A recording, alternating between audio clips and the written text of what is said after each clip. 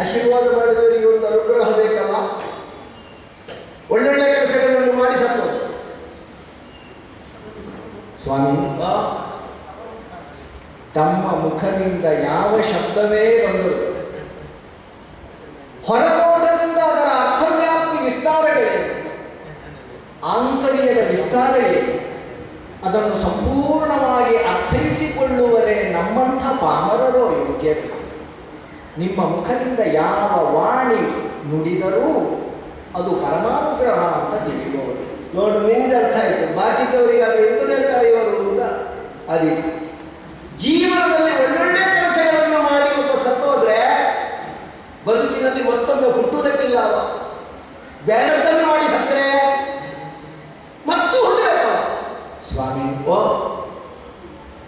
ಲೋಕದ ಸಾಮಾನ್ಯರಿಗಾದರೆ ಅವರು ಬರೆದ ಕಾವ್ಯಕ್ಕೋ ಅವರು ಬರೆದ ಸಾಹಿತ್ಯಕ್ಕೋ ಭಾಷ್ಯ ಬೇರೆಯವರು ಬರೆಯಬೇಕಾಗುತ್ತದೆ.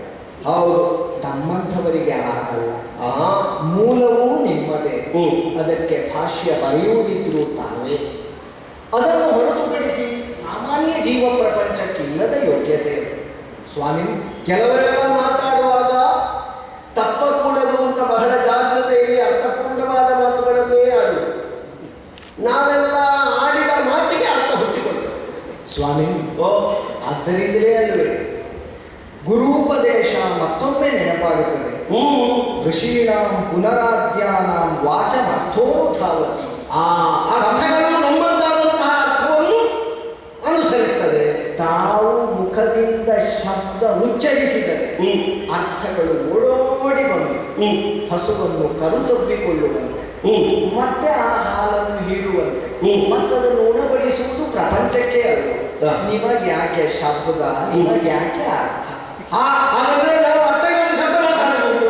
ಪ್ರಪಂಚಕ್ಕಾಗಿಯೇ ವಿನಿಯೋಗಿಸುವವರು ಎನ್ನುವ ಭಾವ.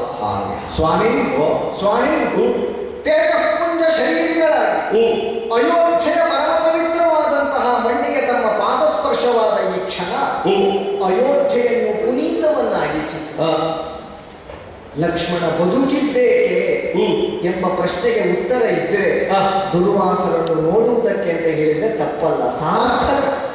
ಸಾರ್ಥಕ ನನ್ನ ಜೀವನ. ಹಾಗಾದ್ರೆ ನನ್ನನ್ನು ನೋಡಿದಲ್ಲಿ ಮುಗಿಯಿತು ಅಂತ. ಸ್ವಾಮಿ, ಇನ್ನು ಬೆಳೆದ್ರೆ ಎಷ್ಟು ಬೆಳೆಯಲಿ, ದುರ್ವಾಸರನ್ನು ನೋಡಿದ ಅಂತಸತ್ವ ಅದು ಬೆಳೆಸುವುದಕ್ಕಿರುವುದಲ್ಲ. ಸ್ವಾಮಿ, ತಮ್ಮ ಪ್ರಖರವಾದಂತಹ ತೇಜಸ್ಸನ್ನು ಕಂಡು ಒಮ್ಮೆಗೆ ಭ್ರಮೆಗೊಂಡೆ. ನಮ್ಮ ವಂಶದ ಮೂಲ ಪುರುಷನಾದ ಭಗವಾನ್ ಭಾಸ್ಕರನೇ ರಾಮರಾಜ್ಯದ ವೈಭವವನ್ನು ಕಾಣುವುದಕ್ಕೆ ಬೇಕಾಗಿ ಮೂರಾಗಿ ಅಲ್ಲ ನೂರಾಗಿ ಧರೆಗಿಳಿದು ಬಂದನೋ ಎಂಬ ಭಾವವನ್ನು ಉದ್ದೀಪನಗೊಳಿಸುವ ಹಾಗಿನ ತನ್ನ ತೇಜಶರೀರ. ಸ್ವಾಮಿ, ಅವ ಬಂದರೇನು, ನೀವು ಬಂದರೇನು, ಅದು ರಾಮರಾಜ್ಯದ ಸೌಭಾಗ್ಯ ಎನ್ನುವ ಹಾಗೆ ಸ್ವೀಕರಿಸುವವರು ನಾವು. ಹೀಗೆ ಬರಬೇಕು. ಕ್ಷಣಕಾಲ ತಾವಿಲ್ಲಿ ಮುಹೂರ್ತ ಮಾಡಿದಿರಿ ಅಂತಾದರೆ ತಮ್ಮ ನಿಧಿದಾನದ ಉಸಿರು ನಿಮ್ಮ ಉಚ್ಛ್ವಾಸ ನಿಶ್ವಾಸಗಳಿಂದ ಪುನೀತವಾಗುವಂತಹ ಈ ಅಯೋಧ್ಯೆಯ ಪರಿಸರದ ವಾಯು, ಈ ಗಾಳಿ, ಅದನ್ನು ಪವಿತ್ರೀಕರಣ ಮಾಡುವುದಕ್ಕೊಂದು ಆಸ್ಪದ ಕೊಡಬೇಕು. ತಮ್ಮ ಪರಮ ಪವಿತ್ರವಾದ ಪಾದ ಪಂಕಜಗಳನ್ನು ಸ್ವಲ್ಪ ಇತ್ತ ಚಾಚಿದರೆ ಬಿಸಿಯಾದ ಒಂದಗ್ನಿಯಿಂದ ಉರಿಯುತ್ತಿರುವ ಆ ಪಾದಗಳಿಗೆ ಪಾದ್ಯವೆಂಬ ಶಾಸ್ತ್ರೀಯ ಕರ್ಮದ ಮೂಲಕವಾಗಿ ತಂಪನ್ನೆಸಗುವಂತಹ ಸೌಭಾಗ್ಯವನ್ನು ಈ ಸೌಮಿತ್ರಿಗೆ ತಾವು ಗಮನಿಸಬೇಕು. ಕಾಳೋರಗದಂತೆ ಕುಣಿಯುವ ತಮ್ಮ ಕೈಗಳಲ್ಲಿರುವ ಇನ್ನೊಂದಗ್ನಿಗೆ ಅರ್ಘ್ಯವನ್ನು ಕೊಡುವ ಸೌಭಾಗ್ಯ ನನ್ನದಾಗಬೇಕು. ಸ್ವಾಮಿ, ಪೃಷ್ಠಾಗ್ನಿಯ ಶಮನಕ್ಕಾಗಿ ಆಸನವನ್ನು ಸ್ವೀಕರಿಸಬೇಕು. ತಮ್ಮ ಮುಖಾಗ್ನಿಯ ಶಮನಕ್ಕೆ ಬೇಕಾಗಿ ಇದನ್ನು ಆಚರಣೀಯ ಸ್ವೀಕರಿಸಬೇಕು, ಹರಸಬೇಕು, ಆಶೀರ್ವದಿಸಬೇಕು. ತಮ್ಮ ಮನಸ್ಸಿಗೆ ತೋರಿದಂತಹ ಶುಭಾಶೀರ್ವಾದದ ನುಡಿಗಳನ್ನು ಅಯೋಧ್ಯೆಯ ಪರವಾಗಿ, ಪ್ರಜಾ ಪರಿವಾರದ ಪರವಾಗಿ ತಾವು ಆಡಿದರೆ ಬದುಕು ಧನ್ಯ. ಸ್ವಾಮಿ, ಬದುಕು ಧನ್ಯ. ಇದಕ್ಕೆ ಹೇಳು, ಗಂಡು ಕಲಿತರೆ ಹೆಣ್ಣಾಗ್ತಾರೆ ಅಂತ ಹೇಳೋದಿಕ್ಕೆ. ಸ್ವಾಮಿ, ಅದು ಗಂಡು ಕಲಿತರೆ ಹೆಣ್ಣಾಗ್ತಾನೆ, ಹೆಣ್ಣು ಕಲಿತರೆ ಹೆಣ್ಣು ಗಂಡಾಗ್ತದೆ. ನೀನು ಐದನೇ ಮುಗಿತಾನೆ ಹೇಗೆ 5 ಅಗ್ನಿ ಇದ್ದದರಿಂದ ಆಯ್ತು. ಎಲ್ಲಿ ಅವರು 10-15 ಇಟ್ಟಿದ್ರೆ ಈಗ ಅದರಲ್ಲೇ ಬೆಳಗ್ಗೆ ಮಾಡ್ತಿದ್ರು. ನಾವು ಅದನ್ನು ನಿಮಗೆ ಮಾತಾಡ್ತೀವಿ.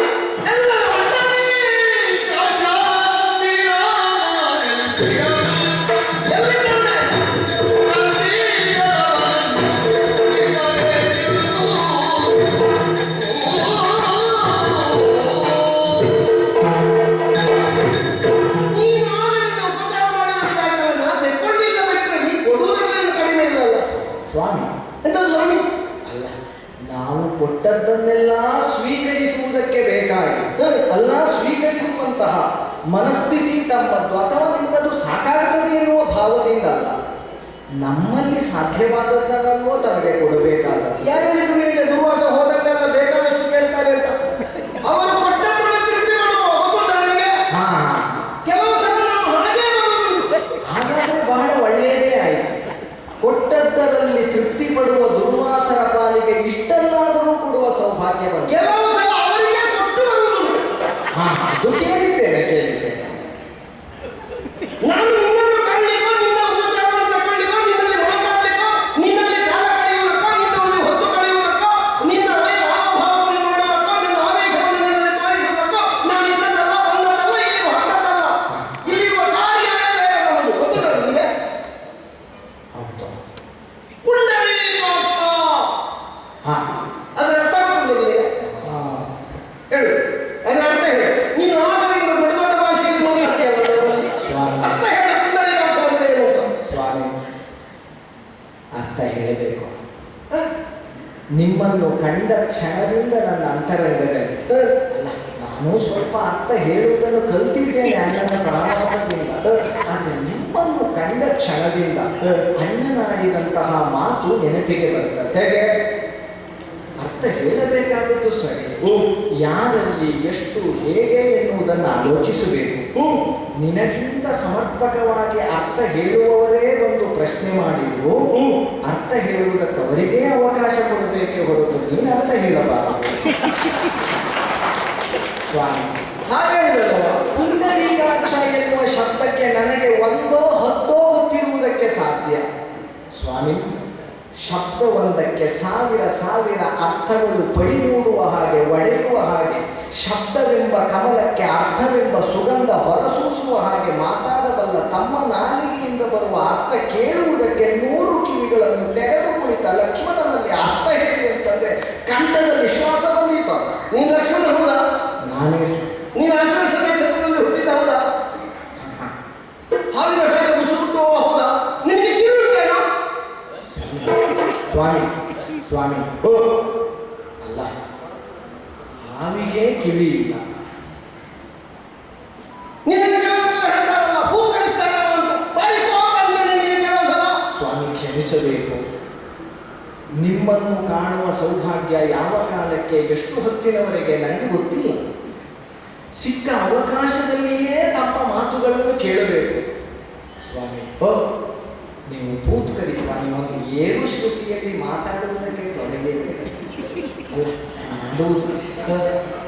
ಯಾವ ಹಾವಿನ ಭೂತ್ಕಾರ ನಿಂತೀತು ಅದರ ಮುಂದೆ ಹೇಳಿತು. ನಾವು ಆದಿಶೇಷನೇ ಸ್ವಯಂ ತನ್ನ 1000 ಹೆಡೆಗಳಿಂದ ಭೂತ್ಕರಿಸುವುದಕ್ಕೆ ಹೇಳಿದರು.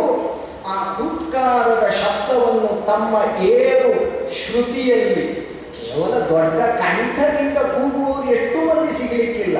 ಶ್ರುತಿ ಎನ್ನುವುದಕ್ಕೆ ವೇದ ಹೇಳಿದ್ದು. ನಾನು ಹೇಳು, ಮತ್ತೆ ಕೈ ಹೇಳು. ನೀನೊಂದು ಪುಂಡರೀಕಾಕ್ಷ ಎನ್ನುವ ಶಬ್ದಕ್ಕೆ ನನ್ನ ಅರ್ಥ ಹೇಳಬೇಡ ಅಂತ ಹೇಳಿದರಲ್ಲ. ಅದಕ್ಕೆ ಸಮನಾದ ಅರ್ಥ ಹೇಳುವುದಿದ್ರೆ ವೇದ ಅಂತ ಹೇಳಬೇಕೇ ಹೊರತು ಇನ್ನು ಯಾವ ಅರ್ಥ ಹೇಳುವುದಕ್ಕೆ ಸಾಧ್ಯ? ನಾನು ಆದಕ್ಕಿಲ್ಲಿ ಹೇಳೋದು ಸನ್ನಿವೇಶ. ಈ ಸಂದರ್ಭವನ್ನು ಸೃಷ್ಟಿಸಿದ ಪುಂಡರೀಕಾಕ್ಷ ಅಂತ ಹೇಳಿ ತನ್ನನ್ನು ತಾನು ತೆರೆದುಕೊಳ್ಳುವಲ್ಲಿ, ವಿಶಾಲವಾದ ದೃಷ್ಟಿಕೋನದಲ್ಲಿ, ಪ್ರತಿಯೊಂದು ಕಡೆಗೂ ತನ್ನದಾದಂತಹ ಧನಗಳನ್ನು ಚಾಚುವಲ್ಲಿ ಪುಂಡರೀಕವು ಹೇಗೋ ಹಾಗೆ ನೀನಂತಹ ಶ್ರೀರಾಮಚಂದ್ರ ಪುಂಡರೀಕಾಕ್ಷ. ಸ್ವಾಮಿ, ಸ್ವಾಮಿ, ಧನ್ಯ ಧನ್ಯ ಧನ್ಯ. ಆ ನಾಮ ನಿಮ್ಮ ನಾಲಿಗೆಯಲ್ಲಿ ಬರಲಿ ಅಂತಲೇ ನಾನು ಕಾಯ್ತಾ ಹಾಗಾದ್ರೆ ನನ್ನ ಹೇಳಬೇಡ ಅಂತ ಹೇಳಿದ್ದಲ್ಲ, ನಾನು ನನ್ನನ್ನು ಹಾಗೆ ಹೇಳಬೇಕು ಅಂತ ನೀ ಕಾದ. ಹಾಗಲ್ಲ ಸ್ವಾಮಿ. ಮತ್ತೆ ನಮ್ಮಣ್ಣನ ಹೆಸರು ನಿಮ್ಮ ನಾಲಿಗೆಯಲ್ಲಿ ಬಂತು ಅಂತಾದ್ರೆ ನಮ್ಮಣ್ಣನ ಆಯುಷ್ಯಕ್ಕೆ ಇನ್ನೊಂದು 1000 ಹೆಚ್ಚಾದಾಗಲು ನಾನು 1000 ಹೆಚ್ಚು ಮಾಡಬೇಕು ಅಂದ್ರೆ ನಿಮ್ಮ ನಾಲಿಗೆಯಲ್ಲಿ ಬಂದ ರಾಮನಾಮ ಅದು ಅಕ್ಷರ, ಅದಕ್ಕೆ ನಾಶ. ನಾನು ಅದನ್ನು ಮಾತಾಡಲಿಕ್ಕೆ ಬಂದದ್ದಲ್ಲ ಇಲ್ಲಿ. ಅವನನ್ನು ಮನೆ ಕಳಿಸುವುದಕ್ಕೆ ಬಂದದ್ದಲ್ಲ. ಮತ್ತೆ ಸ್ವಾಮಿ, ಎಲ್ಲವನ್ನೂ ಕಾಣತಕ್ಕ, ಎಲ್ಲವನ್ನೂ ಕಾಣಬೇಕಾದ, ಎಲ್ಲರಲ್ಲಿಯೂ ತನ್ನದಾದಂತಹ ವ್ಯವಹಾರವನ್ನು ತೊಡಗಿಸಿಕೊಳ್ಳಬೇಕಾದ, ಎಲ್ಲರಿಗೂ ದರ್ಶನವನ್ನು ಕೊಡಬಹುದಾದಂತಹ ಯೋಗ ಯೋಗ್ಯತೆಯನ್ನು ಹೊಂದಿರಬೇಕಾದ, ಹೊಂದಿರತಕ್ಕ ನಿನ್ನ ರಾಮ, ನಿನ್ನ ಪುಂಡರೀಕಾಕ್ಷ, ಪುಂಡರೀಕ ನೇತ್ರ ಯಾಕೆ ಇಲ್ಲಿ ಇಲ್ಲ?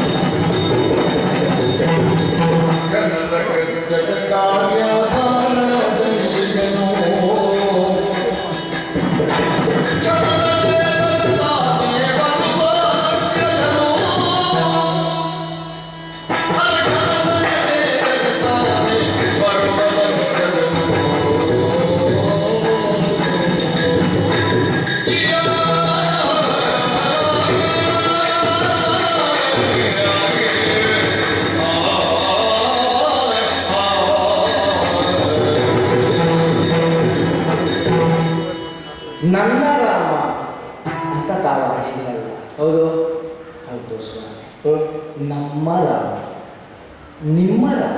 ನನ್ನ ರಾಮ ನಮ್ಮ ರಾಮ ಅಂತಿದ್ರೆ ನನ್ನನ್ನು ಆರಾಮವಾಗಿ ಇದ್ದುಕೊಳ್ಳುವುದಕ್ಕೆ ಅವು ಬರ್ತಿರ್ಲಿಲ್ವೇ? ಸ್ವಾಮಿ, ತಮಗೆ ತಿಳಿಯದಿದೆ, ತಮಗೆ ತಿಳಿಯದೇ ಇರುವುದನ್ನು ಹೊಸದಾಗಿ ಹೇಳುವುದಕ್ಕೆ ನನ್ನಲ್ಲಾದರೂ ಏನು? ಸ್ವಾಮಿ, ತಾವೇ ಆಡಿದರೆ ಇರುವುದು ಜಗತ್ತಿನ ಎಲ್ಲ ದಿಕ್ಕಿನ ಎಲ್ಲರ ಎಲ್ಲವುಗಳ ತನ್ನನ್ನು ತಾನು ತೆರೆದುಕೊಳ್ಳುವುದಕ್ಕೆ ಪುಂಡರೀಕ ಅಂತ. ಹೌದು, ಆ ಪುಂಡರೀಕ ಹಾಗೆ ತೆರೆದುಕೊಂಡಿರುವ ಕಾಲಕ್ಕೆ ನೋಡುವುದಕ್ಕಾಗಿ ಬರುವ, ಮಾತಾಡುವುದಕ್ಕಾಗಿ ಬರುವ ಅನೇಕ ನೀವಿದ್ದದ್ದು ಹೌದೇ ಹೌದು. ಅಯೋಧ್ಯೆಗೆ ಬರುವ ಎಲ್ಲ ಮಹನೀಯರು ರಾಮನನ್ನು ಕಾಣುವುದಕ್ಕಾಗಿಯೇ ಬರುವುದು, ಲಕ್ಷ್ಮಣನನ್ನು ಕಾಣುವುದಕ್ಕಾಗಿ ಬರಲಿ ಎಂಬ ಬಯಕೆಯೂ ಅಲ್ಲ. ಆ ಬಯಕೆ ಸಲ್ಲ. ಸ್ವಾಮಿ, ಘನ ರಹಸ್ಯದ ಕಾರ್ಯ ಭಾರದಲ್ಲಿ ನಿಮ್ಮ ರಾಮ ಯಾವ ರಾಮಚಂದ್ರನನ್ನು ನೋಡಬೇಕೆಂಬಂತಹ ಹೆಬ್ಬಯಕೆಯನ್ನು ಹೊತ್ತು ತಾವಿಲ್ಲಿಯವರೆಗಾಗಿ ಬಂದಿದ್ದೀರಿ. ಬಂದಾಕ್ಷಣದಲ್ಲಿ ರಾಮನೇ ಬಂದು ತನ್ನನ್ನು ಹಿಡಿದುಕೊಳ್ಳುತ್ತಾನೆ ಎನ್ನುವಂತಹ ಭಾವ ನಿಮ್ಮ ಅಂತರಂಗದಲ್ಲಿ ಅಡಕವಾಗಿತ್ತು. ಅಂತಹ ರಾಮಚಂದ್ರಮ ಘನ ರಹಸ್ಯದ ಕಾರ್ಯ. ಲೋಕದ ಸಾಮಾನ್ಯರಿಗಾದರೆ ಇದಕ್ಕೆ ವಿಶೇಷವಾದ ವ್ಯಾಖ್ಯಾನ ಬೇಕಾಗಿದೆ.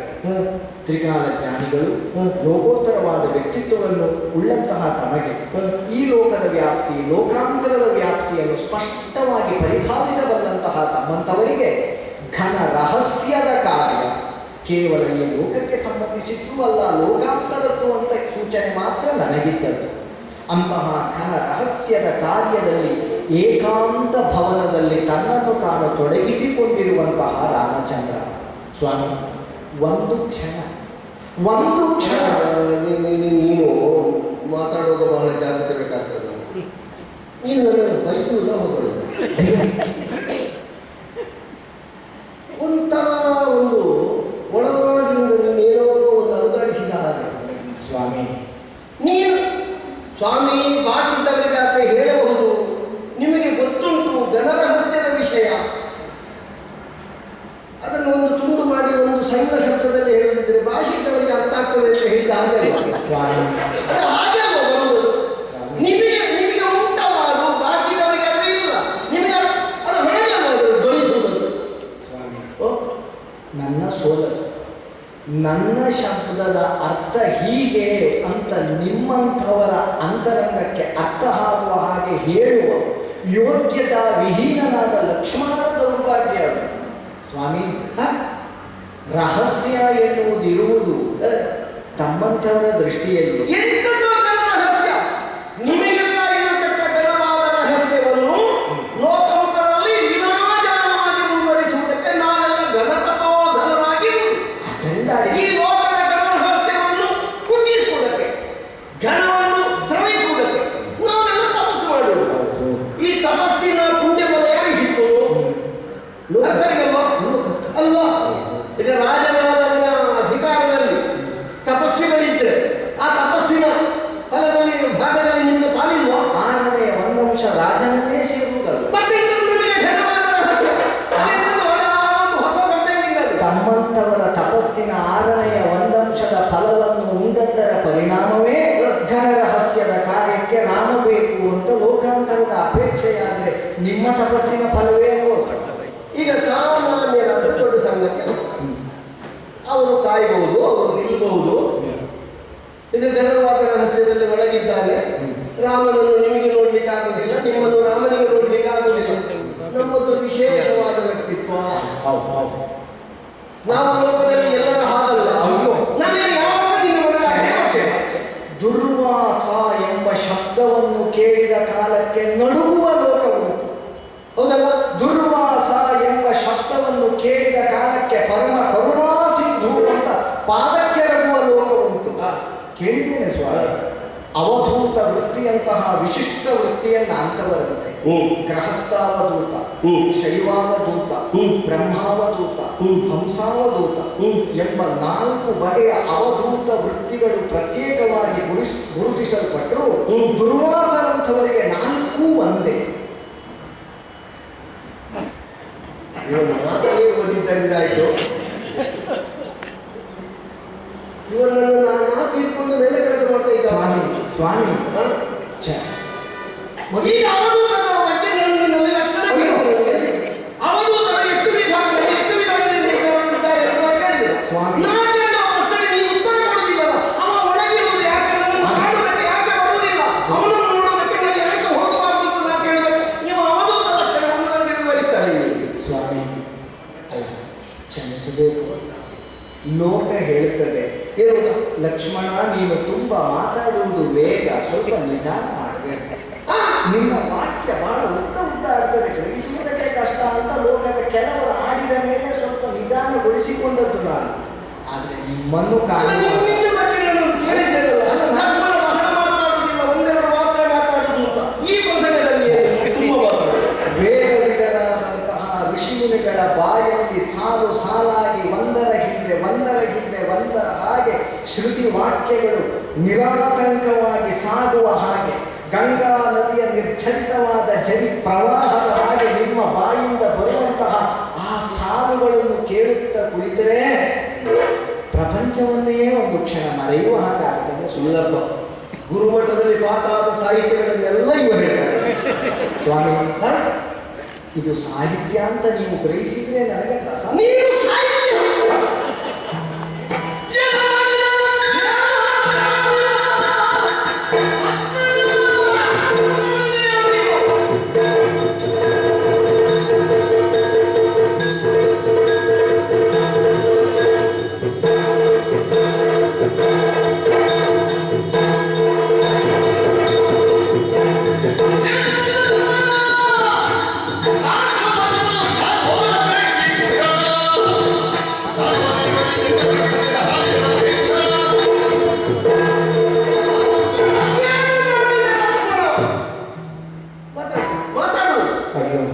ನಿಮ್ಮ ಶ್ರುತಿಗೆ ನನ್ನ ಶ್ರುತಿ ಸೇರಿಸುವುದಕ್ಕಾಗುತ್ತದೆ. ಏನು ಶ್ರುತಿಯಲ್ಲಿ ನನಗೆ ಹತ್ತಿರ ಮಾತಾಡಬೇಕು ಅಂತ ಉಂಟು. ಆದರೂ ನಾನು ಸೇರಿಸಬಹುದು. ಹಾಗೆ ನಿಮ್ಮ ಶ್ರುತಿಯಲ್ಲಿ ನಾನು ಮಾತಾಡಬಹುದಾ? ಸಾಧ್ಯ ಆದರೂ ನಾವು ಮಾತಾಡಬಹುದು. ಎರಡು ನಿನ್ನಲ್ಲೇ ಉಂಟಲ್ವಾ? ಹೌದೋ? ಹೌದಾ ಸ್ವಾಮಿ, ನೀವು ಹೀಗೆ ಕೇಳಿದಾಗ ನನಗೊಂದು ನೆನಪಾಗ ಎಂತದುಂಟ? ನಮ್ಮ ಅಯೋಧ್ಯೆಯ ಜನರೆಲ್ಲ ನನಗೂ ಸ್ವಲ್ಪ ಸಿಟ್ಟು ಹೆಚ್ಚು ಅಂತ ಹೇಳ್ತಾರೆ. ಅಂದ್ರೆ ನಿಮ್ಮ ಮುಂದಲ್ಲ, ನಿಮ್ಮ ಮುಂದೆ ಪ್ರಸಂಗದಲ್ಲೆಲ್ಲ ಹೇಳಿದ್ದಂತೆ ಏನು ಕೊಡವೆ ಕೈಗೆ ಮಾಡಿ ಹೋಯಿತೆ ಅಂತ ಕತ್ತಿ ತೆಗೆದಿದ್ದಂತೆ ನಿಮಗೆ. ನೀವು ಹಾಗೆಲ್ಲ ಹೇಳಿದ್ರೆ ನನಗೆ ಸ್ವಲ್ಪ ನಾಚಿಕೆ ಆಗ್ತದೆ. ಭರತ ಬರುವಾಗ ನೇರಳೆ ಹಣ್ಣು ಉದುರಿಸಿದ ಹಾಗೆ ಉದುರಿಸ್ತೇನೆ ಅಂತ ಕೆಲವು ಸಲ ಹೇಳಿದ್ದಂತೆ. ಅದೇ ಹೇಳಿದ್ನಲ್ಲ ಸ್ವಲ್ಪ ಮೊನ್ನೆ ಆ ಪ್ರಸಂಗದಲ್ಲಿ ನೀವೊಂದು ಸ್ವಲ್ಪ ಉತ್ತರದಲ್ಲಿ ಮಾತಾಡಿದ್ದೇವೆ. ಯಾರಪ್ಪ ಹೇಳಿದ್ರು ಅವರ ತಲೆ ಕಡಿತೇನೆ ಅಂತ. ಸ್ವಾಮಿ, ಈ ಎಲ್ಲ ನನ್ನದಾದ ಕ್ರಿಯಾ ವಿಶೇಷವನ್ನು ಕಂಡ ಅಯೋಧ್ಯೆಯ ಜನರು ನಾವು ಸಿಟ್ಟಾಗಬಾರದು. ನನಗೊಂದು ಅಭಿನವ ದುರ್ವಾಸ ಅಂತ ಹೇಳು. ಪಂಚದವರು ನೀನು ಅಭಿನವ ದುರ್ವಾಸನಲ್ಲ, ನೀನು ಅಭಿನಯ ದುರ್ವಾಸ. ಈಗ ನನಗನ್ನಿಸ್ತದೆ ಇದು ದುರ್ವಾಸನನ್ನು ಪ್ರತ್ಯಕ್ಷ ಕಂಡು, ಅವರ ಮಾತುಗಳನ್ನು ಕೇಳಿ, ಅವರ ಆಟಾಟೋಪವನ್ನು ಕಂಡು ಸಿಡಿದು ನಿಂತ ಕಾಲಕ್ಕೆ ಪ್ರತ್ಯಕ್ಷ ಪಿನಾಕ ಪಾಣಿಯನ್ನೇ ಮೀರಿಸಬಲ್ಲಂತಹ ವಿಜೃಂಭಕ ಶಕ್ತಿಯನ್ನು ಕಂಡ್ರೆ ಈಗ ಅನ್ನಿಸ್ತದೆ ಇದು ದುರ್ವಾಸನ ಅಭಿನಯ ಮಾಡುವ ಯೋಗ್ಯತೆಯೂ ನನ್ನದಲ್ಲ. ಅಲ್ಲ ಸ್ವಾಮಿ, ನೀವು ಕ್ಷಣಕಾಲ ಕುಳಿತುಕೊಳ್ಳಬೇಕು. ನೀವು ಯಾಕೆ ನನಗೆ ಬರುವ ಸಿಟ್ಟನ್ನು ಇವ ಕಾರ್ಯಾತ್ಮಕವಾಗಿ ವರ್ಣಿಸುವುದು. ಆದರೆ ನನ್ನ ಸಿಟ್ಟೆ ಹಿಡಿಯುತ್ತದೆ ಅಂತ ನನಗೆ ಅನುಮಾನ ಆಗ್ತದೆ. ಸ್ವಾಮಿ ಒಬ್ಬನ ಸಿಟ್ಟನ್ನು ಹೀಗೆ ನಾಲ್ಕು ವಾಕ್ಯದಲ್ಲಿ ಹೇಳಿದ್ರೆ ಅವನಿಗೆ ನಾಚಿಕೆ ಆಗ್ತದೆ. ನನ್ನದು ಹೀಗೂ ಉಂಟ ಅಂತ ನೀನು ನನ್ನನ್ನು ಅವಮಾನ ಮಾಡುತ್ತೀರಿ.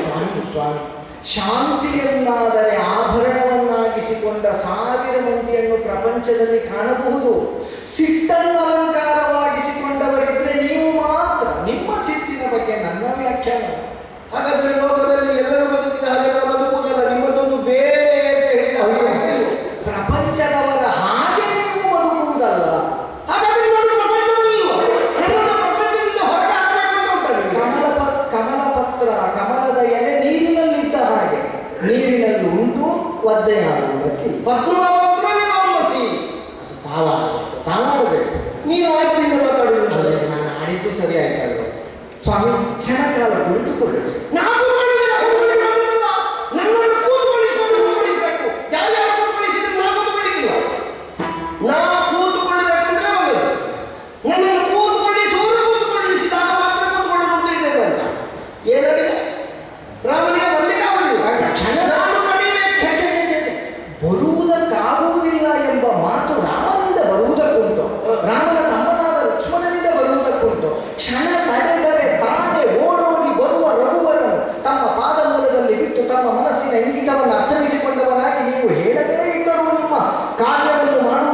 ಕಟಿಬದ್ಧರಾಗಿ ನಿಂತ ರಾಮ ನಿಮ್ಮ ಸೇವೆಯನ್ನು ಮಾಡುವ ಚಂದವನ್ನು ಅಯೋಧ್ಯೆ ನೋಡುವಂತಹ ಪರಮಾನುಗ್ರಹವನ್ನು ಮಾಡುವ ಅದು ಪ್ರೇರಣೆ ನಿಮ್ಮದು ಸ್ವಾಮಿ. ನೀವು ಹೀಗೆ ಮಾತಾಡುವುದನ್ನು ಕಂಡು ನೋಡಿ ನಾನು ಎಷ್ಟು ಹೊತ್ತಾಯ್ತು ಬಂದನ್ನು ನೋಡಬೇಕು ಅಂತ. ಇವ ಕ್ಷಣ ಹೊತ್ತು ಅಂತ ಹೇಳೋದನ್ನು ಮಾತಾಡಿಯೇ ಮುಗಿಸ್ತಾರೆ. ನಾನು ಕಾಯಬೇಕು, ಅವನಿಗಾಗಿ ನಾನು ಕ್ಷಣ ಕಾಯುವುದಲ್ಲ, ಕ್ಷಣ ತಡೆದರೆ. ನಿನಗೆ ಗೊತ್ತಿಲ್ಲ ರಾಮನ ಬಗ್ಗೆ, ನನಗೊತ್ತು ರಾಮನ ಬಗ್ಗೆ. ರಾಮ ರಾವಣನ ಯುದ್ಧದ ಕರ್ಕಶತೆಯ ಕಾಲದಲ್ಲಿ ತಡೆ ಒಬ್ಬರು ಗೊತ್ತಿಲ್ಲ ನಿನಗೆ? ಯಾರು? ಅಗಸ್ತ್ಯ. ಏನಿದ್ರು ಅವರು? ಅದು ಗೊತ್ತಿಲ್ಲ ನಿಮಗೆ? ನೀವು ಹೇಳಿದ್ರೆ ಚಂದ. ತಕ್ಕೋ ಅದು ನಮ್ಮ ಬೇಡ ಅಂದ್ರೆ. ಅಯ್ಯೋ, ಅಗಸ್ತ್ಯರು ಕೊಟ್ಟದ್ದಲ್ವ ಅದು. ಇಲ್ಲಿ ದುರ್ವಾಸ, ಇಲ್ಲಿ ದುರ್ವಾಸ.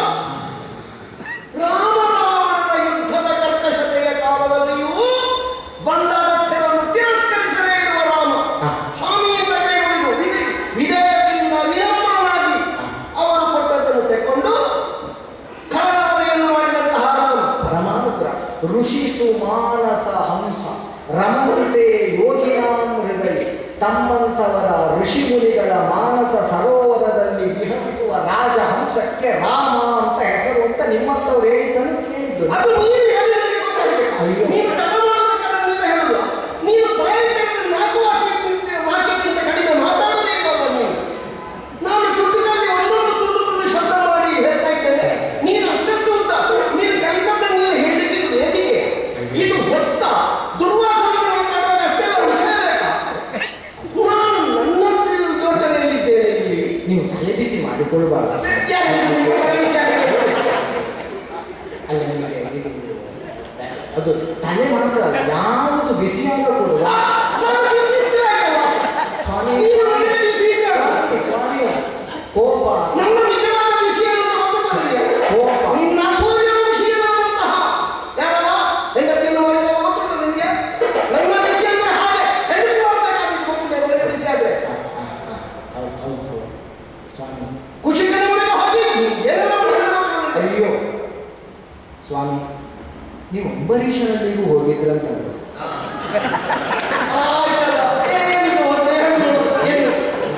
ನೀನು ನನ್ನನ್ನು ಎಂತ ಮಾತಾಡುದು? ನಾನು ನೋಡಿದ್ದ ಅಲ್ಲ, ನಾನು ನೋಡಿದ್ದ ಹೌದು. ನಾನು ಬರುವಲ್ಲಿ ಅವರು ಊಟ ಮಾಡಿದ್ದಾನ, ಅವ ಊಟ ಮಾಡಿದ್ದಾನ. ನಿನ್ನ ಕುಟುಂಬದವ, ನಿನ್ನ ವಂಶದವ ಅಂಬರೀಷ ಇದ್ದಾರಲ್ಲ, ಅವ ಊಟ ಮಾಡಿದ್ದಾನ. ಸ್ವಾಮಿ ಸ್ವಾಮಿ ಎಂತದು?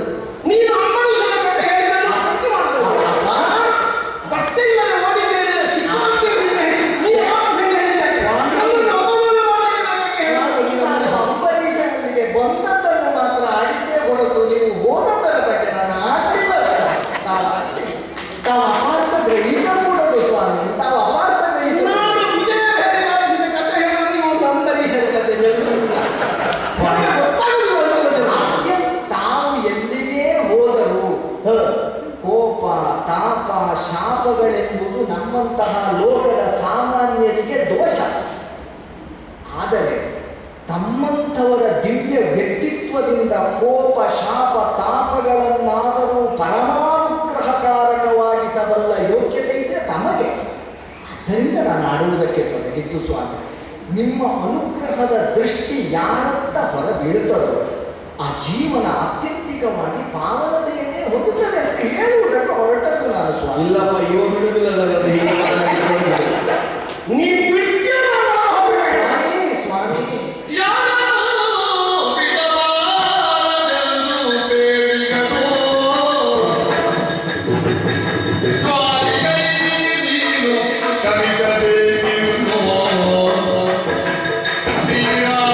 ಕಾರಣ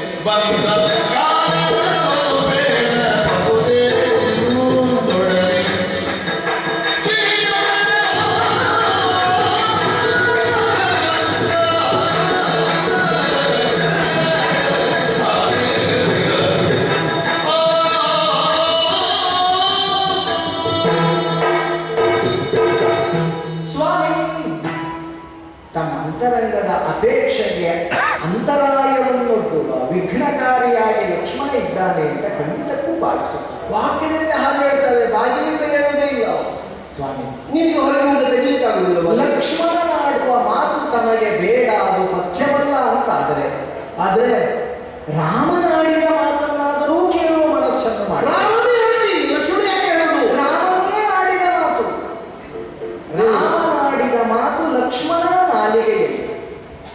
ಅದೇನು ಅದೇನು ಯಾರನ್ನೂ ಬಿಡಬಾರದು ಅಂತ ಹೇಳಿದ್ದಾರೆ. ಯಾರನ್ನೂ ಬಿಡಬಾರದೆಂದು ಬೇಡಿ. ಆ ಯಾರನ್ನೂ ನಾನೂ ಸೇರ್ಪಡೆಯ ಸ್ವಾಮಿ, ಲೋಕದ ಸಾಮಾನ್ಯ ಭಾಷೆಯಲ್ಲಾದರೆ ಯಾರನ್ನೂ ಬಿಡಕೂಡದು ಎನ್ನುವುದಕ್ಕೆ ಮತ್ತೆ ಪ್ರತ್ಯೇಕ ವ್ಯವಸ್ಥೆ ಉಂಟು, ಇಂತಿಂಥವರು ಬಂದರೆ.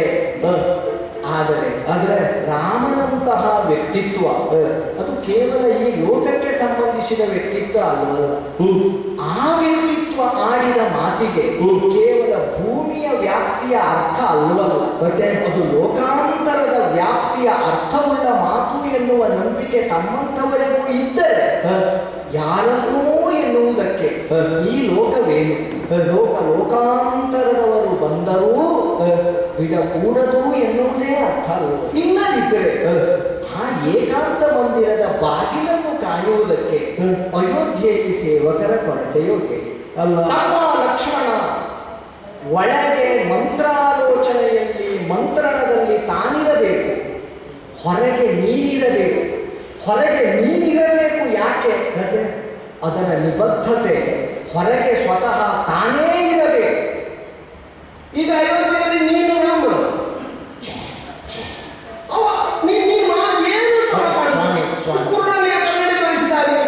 ಸ್ವಾಮಿ, ಪ್ರಯತ್ನ ಖಂಡಿತಕ್ಕೂ ಲಕ್ಷ್ಮಣನದ್ದೇನು, ಸಮಸ್ತ ಅಯೋಧ್ಯೆಯ ಪ್ರಜಾ ಪರಿವಾರದ ಅಪೇಕ್ಷೆಯೂ ಇದೆ, ತಾನು ರಾಮನಾಗಬೇಕು. ಆ ಪ್ರಯತ್ನದಲ್ಲಿಯೇ ಪ್ರಪಂಚ ತನ್ನನ್ನು ತಾನು ತೊಡಗಿಸಿಕೊಂಡಿದೆ. ಅದರ ಅರ್ಥ ಈಗ ಯಾರನ್ನು ನೋಡಿದ್ರು ನಾವು ರಾಮನನ್ನು ನೋಡಿ ಹೋಗಿ. ಸ್ವಾಮಿ, ಇದು ಯಾವುದೋ ಕ್ಷಿಪ್ರಗತಿಯಲ್ಲಿ ಈ ಕ್ಷಣದಲ್ಲಿ ಆಗಬೇಕಾದಂತಹ ಕಾರ್ಯಾವಸರದಿಂದಲೇ ತಾವು ಬಂದದ್ದು ಹೌದಾದರೆ, ಕ್ಷಣ ಮಾತ್ರದ ವಿಳಂಬವನ್ನು ಸಹಿಸದೇ ಇರುವ ಮನಸ್ಥಿತಿಯಲ್ಲಿ ತಾವಿದ್ದೀರಿ ಅಂತಾದರೆ, ರಾಮನ ಜೊತೆಯಲ್ಲಿಯೇ ಉಂಡ, ರಾಮನ ಜೊತೆಯಲ್ಲಿಯೇ ಪ್ರಪಂಚವನ್ನು ಕಂಡ, ರಾಮನ ಜೊತೆಯಲ್ಲಿಯೇ ತಮ್ಮಂಥವರ ಸಹವಾಸವನ್ನು ಮಾಡಿದ, ರಾಮ ಕೈಕರ್ಯವನ್ನೇ ತನ್ನ ಉಸಿರಾಡಿಸಿಕೊಂಡ ಲಕ್ಷ್ಮಣ ರಾಮನೊಟ್ಟಿಗೆ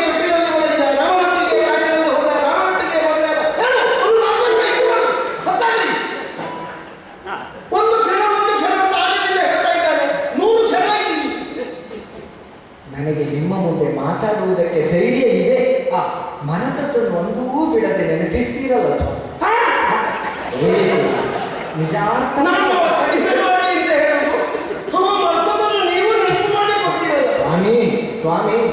ಸ್ವಾಮಿ ಅಂದದ್ದು ರಾಮಚಂದ್ರನನ್ನು ಬಿಟ್ಟರೆ ಲಕ್ಷ್ಮಣನಿಗೆ ಮತಿ ಉಂಟೋ, ಗತಿ ಉಂಟೋ, ಸ್ಥಿತಿ ಉಂಟೋ, ಯಾವುದು ಉಂಟು ಹೇಳಿ. ನಿಮಗೆ ಕಥೆ ಗೊತ್ತೋ ಸ್ವಾಮಿ? ನಿಮಗೆ ಗೊತ್ತಿಲ್ಲದೆ ಅಲ್ಲ, ನೆನಪಾದದ್ದು ತಮ್ಮ ಪಾದ ಮೂಲದಲ್ಲಿ ಪುಷ್ಪ ಎಂದು ಸಮರ್ಪಣೆ ಮಾಡುವುದು. ಸ್ವಾಮಿ, ನೀವು ತೊಟ್ಟಿಲಿನಲ್ಲಿ ಮಲಗಿದ ಅಂತ ಹೇಳುವಾಗ ನನಗೆ ಅಪ್ಪ ಹೇಳಿದ ಕಥೆ ನೆನಪಾಗುವುದು. ನಮ್ಮ ಅಣ್ಣ ಶ್ರೀರಾಮಚಂದ್ರಮನಿಗೆ ಹೇಳಿದ್ದೇ ಸುಮ್ಮನೆ ಅಯೋಧ್ಯೆಯಲ್ಲಿ ಹುಟ್ಟಿದ ಮಕ್ಕಳು 4 ಆದರೂ ಕಟ್ಟಿದ ತೊಟ್ಟಿಲು 2 ಅಂತ. ಹೌದು, ಒಬ್ಬ ಅಪ್ಪ, 3 ಮಂದಿ ತಾಯಿಯಂದಿರು, 4 ಮಂದಿ ಮಕ್ಕಳು, 2 ತೊಟ್ಟಿ.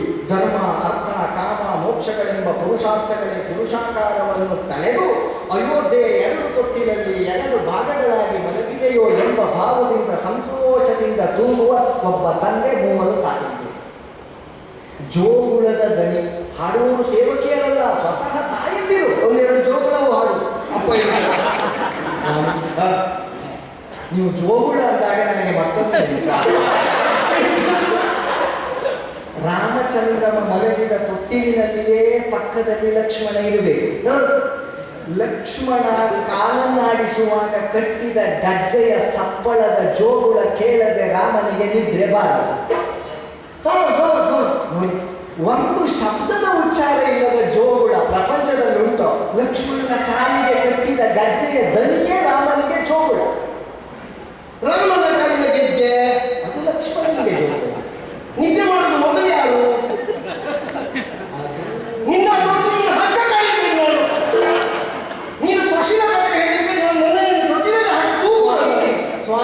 ಸ್ವಾಮಿ ಇಂಗಿತಜ್ಞರು ತಾವು ಆಡದೆಯೇ ಇರಬಹುದಾದದ್ದನ್ನು ಅರ್ಥೈಸಿಕೊಳ್ಳುವ ಯೋಗ್ಯತಾ ಸಂಪನ್ನರಾದಂಥವರು ತಾವು. ಸ್ವಾಮಿ ಇದು ರಾಮಾನುಜನ ಯಾರನ್ನೂ ಬಿಡಬಾರದು ಎಂಬ ರಾಮಾಜ್ಞೆಯನ್ನು ರಾಮನ ಮಾತನ್ನು ದಶ ದಿಕ್ಕುಗಳಲ್ಲಿ ಅಪ್ರತಿಹತವಾದಂತಹ ರಾಮಾಜ್ಞೆಯನ್ನು ನೆರವೇರಿಸುವುದಕ್ಕೆ ಸಿದ್ಧನಾಗಿ ಬದ್ಧನಾಗಿ ನಿಂತಹ ಲಕ್ಷ್ಮಣನನ್ನು ತಾವು ಒತ್ತಾಯಿಸக்கூಡದು. ತನ್ನ ಅಪೇಕ್ಷೆ ಇದ್ದಲ್ಲಿ ಈ ಕಾರ್ಯ ಈ ಕ್ಷಣದಲ್ಲಿ ಆಗಬೇಕು ಅಂತಾದರೆ ರಾಮ ಸೇವಕನಾಗಿ ದುರ್ವಾಸ ಸೇವೆಯನ್ನು ಮಾಡುವ ಸೌಭಾಗ್ಯವನ್ನು ಸೌಮಿತ್ರಿ ಹೊತ್ತು ಅದಕ್ಕೆ ಬೇಕಾದ ವ್ಯವಸ್ಥೆ ಮಾಡುತ್ತಾರೆ. ತಮ್ಮನ್ನು ಒಳಗೆ ಬಿಡಬೇಕು ಅಂತ ಹೇಳಿದರೆ ಅಂತರಂಗ ಭವನದಲ್ಲಿ ನಡೆಯುತ್ತಿರುವ ಮಾತುಕತೆ ಹೇಗೆ ಏನು ಎತ್ತ ಯಾವುದು ಗೊತ್ತಿಲ್ಲದ ಲಕ್ಷ್ಮಣ ಅವರು ಕಾಣಿಸಿಕೊಂಡೇ ಮಾತಾಡ್ತಾ ಇದ್ದಾರೋ ಕಾಣಿಸದೇ ಮಾತಾಡ್ತಾ ಇದ್ದಾರೋ ಗೊತ್ತಿಲ್ಲ. ನೀವು ರಾಮನನ್ನು ನೋಡಬೇಕೆಂದು ಒಳ ಹೋದರೆ ರಾಮನೇ ಕಾಣಿಸದ ಸ್ಥಿತಿಯಲ್ಲಿದ್ದರೆ ಮತ್ತೆ ರಾಮ ಇಲ್ಲ ಅಂತ ನೀವು ಸಿಟ್ಟು ಮಾಡುವುದಕ್ಕೆ ತೊಡಗಿದರೆ ನಾನು ಹೋಗುವುದು. ಆದ್ದರಿಂದ ಕ್ಷಣ ತಡೆದರೆ ಅಂದರೆ ನೀವು ಪ್ರಾರಂಭದಲ್ಲಿ ನಿನ್ನ ಕ್ಷಣ ಎಷ್ಟು ಅದರ ಗಣನೆ ನೀನು ಆದ್ದರಿಂದ ಕ್ಷಣ ಒಂದು ಕ್ಷಣಕ್ಕೆ ಕೂತ್ಕೊಳ್ಳುವಂತ ಒಂದು ಮಾತುಂಟು.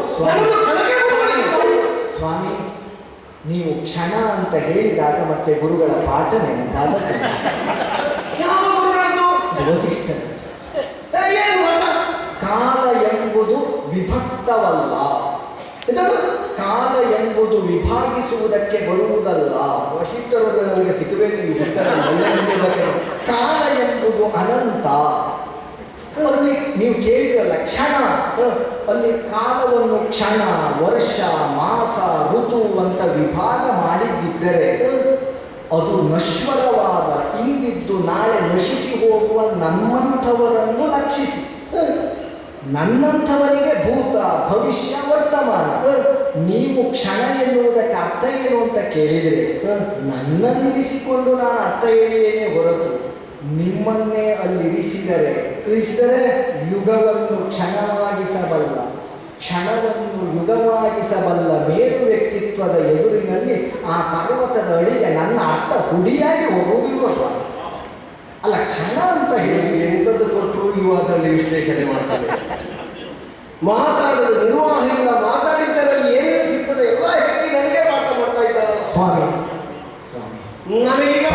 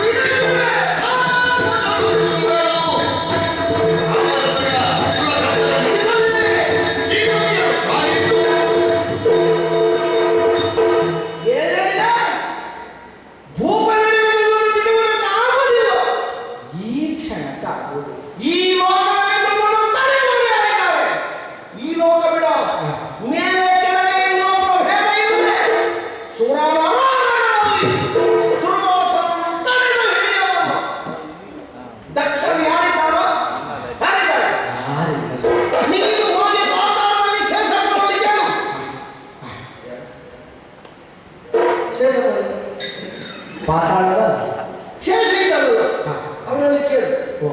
ಶೇಷರಾಜರಲ್ಲಿ ಕೇಳು. ಹೌದು ದುರ್ವಾಸನ ಬೇಡ ಅವರ ಹೇಳ್ತಾರೆ ಗೊತ್ತುಂಟ. ಭೂಮಾತೆಯಲ್ಲಿ ಅಗಲಿದ ಸಂಖ್ಯೆಯಲ್ಲಿ ಮಂತ್ರಾಧಿಪತಿಗಳು ತಯಾರಿದ್ದಾರೋ ದಂಡಧರರು ತಯಾರಿದ್ದಾರೋ ಅನ್ನವರಲ್ಲಿ ದಂಡಧರರಾದ ದುರ್ವಾಸನ ಬಗ್ಗೆ ಕೇಳು. ಈಗ ಹೇಳ್ತಾರೆ ಗೊತ್ತುಂಟ ಅವರ ಸುದ್ದಿಗಳು ನಮ್ಮ ಹೆಸರು ಹೇಳ್ತಾರೆ. ಜಂಬೋ ಸವಾರಿಯನ್ನು ಮಾಡಿ ಹೆಂಡತಿಯಾದ ಸಂಖ್ಯೆಯನ್ನು ತಗೊಳ್ಳಿ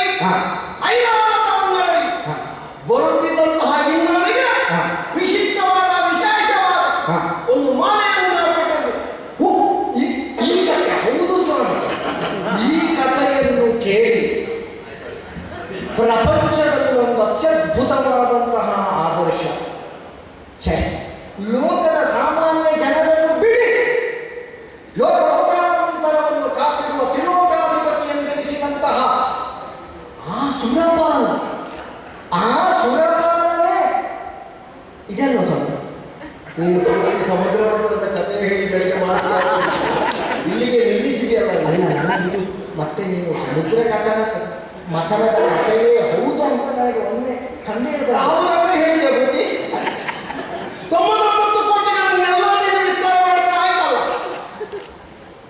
ಸಮುದ್ರ ಮಥನ ಮೈ ನವಿಲಿರ್ತದೆ ಸ್ವಾಮಿ, ಮೈ ನವಿಲಿರ್ತದೆ. ಕಲ್ಪಿಸುವುದಕ್ಕೆ ಸಾಧ್ಯ, ಕಲ್ಪಿಸುವುದಕ್ಕೆ ಸಾಧ್ಯ. ಅದಾಗುದಿಲ್ಲ ಈಗ. 66 ಕೋಟಿ ರಾಕ್ಷಸರು, 33 ಕೋಟಿ ದೇವತೆಗಳು ಒಂದರಾಗಿ ಗಿಳಿಯನ್ನು ಕಡೆದ ಸನ್ನಿವೇಶ. ಛೆ, ಹುಟ್ಟಿದ ಹಾಲಾಹಲ, ಛೆ, ಹುಟ್ಟಿದ ಅಮೃತ ಬೇಕು. ಯಾವುದು ಬೇಕು? ಯಾವುದು ಬೇಕು? ಅದು ಬೇಕು ಅಂತಲೇ ಹೇಳೋದು ಅಮೃತ. ಅದೇ ಬೇಕು. ಇವನೇ ಸಮುದ್ರ ಮಥನ ಮಾಡಿದ್ರು ಅಂತ ಅನಿಸ್ಬೇಕು ನೀವು ಮಾತಾಡುವ. ಅದಕ್ಕೆ ನಾಂದಿಯಾದ ದುರ್ವಾಸ. ಯಾರು ದುರ್ವಾಸ? ನೀನೀಗ ಕೈ ಮಾಡಿಸಿ ಅನ್ನವಾಗಿದ್ದಾನೆ, ಹೋಗಲಿಕ್ಕೆ ಬರುವುದಿಲ್ಲ. ನೀನು ಬದಿಗೆ ಸರಿ, ನೀನು ಬದಿಗೆ ಸರಿ, ಒಳಗೆ ಹೋಗ್ತೇನೆ ನೋಡು. ನೀನು ಬಿಡುವುದಿಲ್ಲ ಅಂತ ಹೇಳಿದ್ರೆ ನಿನ್ನನ್ನು ನಿವಾರಿಸಿ ಒಳಗೆ ಹೋಗ್ತೇನೆ. ಒಂದು ವೇಳೆ ಎಂಬುದು ಕ್ಷಣಕಾಲ ತಾವು ಸಾವರಿಸಿಕೊಳ್ಳಬೇಕು, ಕ್ಷಣಕಾಲ ಸಾವರಿಸಿಕೊಳ್ಳಬೇಕು. ನಾನು ಸಾವರಿಸುವುದಲ್ಲ, ಇನ್ನು ಸಾವರಿಸಿದರೆ ನಾನೇ ಸಾವು ತರಿಸಿಕೊಳ್ಳಬೇಕಾಗ್ತದೆ. ನಾನೇ ಸಾವು ತರಿಸಿಕೊಳ್ಳಬೇಕಾಗ್ತದೆ. ನನಗೆ ನನ್ನ ಯಾಕೆ ಮತ್ತೊಂದಿದೆ ಅಂತ ತಿಳಿದಿದೆ ನೀನು. ಕಾಣ್ತದ ನಿನಗೆ? ಛೆ, ಕರ ಕರ ಕಮಲ ಅಲ್ಲ, ಹೆದರಿಕೆ ಪೂತ್ಕರಿಸುವಂತಹ ಕಾಲವಲ್ಲ. ಅಲ್ಲ, ಸಮಾಯುಧರು ಕರ ಎತ್ತಿ ಶಮಿಸುವುದಕ್ಕೆ ಹೊರಟುಕೊಂಡಾದ್ರೆ ನೀನು ನಿನ್ನ ಯೋಚನೆಯಿಂದ ನಿನ್ನ ಸಮಸ್ತ ಸಂಪತ್ತು ಸುಟ್ಟು ಸುಟ್ಟು ಸ್ವಾಮಿ, ಸ್ವಾಮಿ ಆಡಕೂಡದು.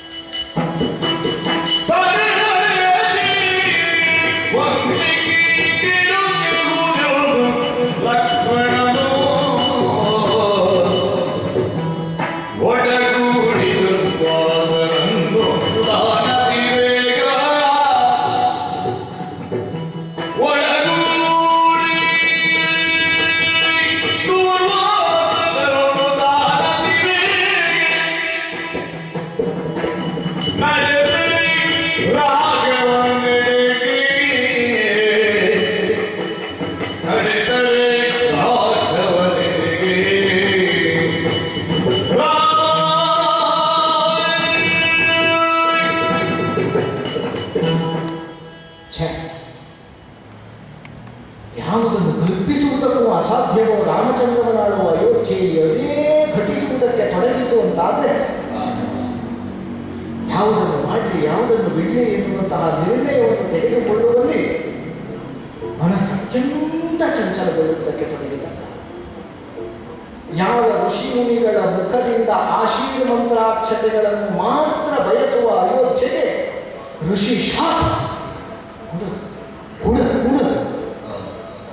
ರಾಮನನ್ನು ಈ ಕ್ಷಣ ಕಾಣಿಸುವುದಕ್ಕೆ ನೀನು ತೊಡಗಾದೆ, ನೀನು ಒಡ್ಡಿಯಾದೆ, ತಡೆಯಾಗಿ ನಿಂತೆ ಅಂತಾದ್ರೆ ರಾಮ ಸಹಿತವಾದ ಅಯೋಧ್ಯೆಯನ್ನು ಸುಟ್ಟು ಭಸ್ಮ ಮಾಡಿಸಿ ಬಟ್ಟಿಟ್ಟು ಕೊಡುತ್ತೇನೆ ಎನ್ನುವ ಹಾಗೆ ಉರಿಯುವ ಯಜ್ಞೇಶ್ವರನಂತೆ ಕೋಪಿಷ್ಠರಾಗಿ ಉರಿಯುತ್ತಿರುವಂತಹ ದುರ್ವಾಸ ಮಹರ್ಷಿಗಳನ್ನು ಕಂಡಾಗ ಈ ಅಗ್ನಿಯನ್ನು ತಡೆಯುವಂತಹ ಸಾಮರ್ಥ್ಯ ಶಕ್ತಿ ಯಾವ ಸಂಪನ್ನತೆಯನ್ನು ಲಕ್ಷ್ಮಣ ಹೊಂದಿದವನಾಗಲೇ ಒಳಗೆ ಬಿಟ್ಟರೆ ಅಣ್ಣನ ಆಜ್ಞೆ ಬಿಡದೆ ತಡೆಯಾಗಿ ನಿಂತೆ ಅಂತಾದ್ರೆ ಸಂಪೂರ್ಣ ಅಯೋಧ್ಯೆಗೆ ಇಲ್ಲ. ಏನು ಮಾಡಿ ಲಕ್ಷ್ಮಣನಾಗಿ ಯೋಚಿಸಿದರೆ ಈ ಪ್ರಶ್ನೆಗೆ ಉತ್ತರ ದೊರೆಯುವುದಕ್ಕೆ ಸಾಧ್ಯವೇ. ಒಂದು ಕ್ಷಣಕ್ಕೆ ಕಣ್ಣುಮುಚ್ಚಿ ಅಂತರಂಗದಲ್ಲಿರುವ ರಾಮನನ್ನು ನನ್ನೊಳಗಿರಿಸಿ ರಾಮನಾಗಿ ಯೋಚಿಸಿದರೆ ಮಾತ್ರ ಈ ಪ್ರಶ್ನೆಗೆ ಉತ್ತರ ಸಿಕ್ಕಿದೆ. ಕಣ್ಣುಮುಚ್ಚಿ ರಾಮನನ್ನು ನೆನೆಸಿದರೆ ಅಂತರಂಗದ ಅಣ್ಣ ಹೇಳ್ತಾನೆ, ಸ್ವಾಮಿ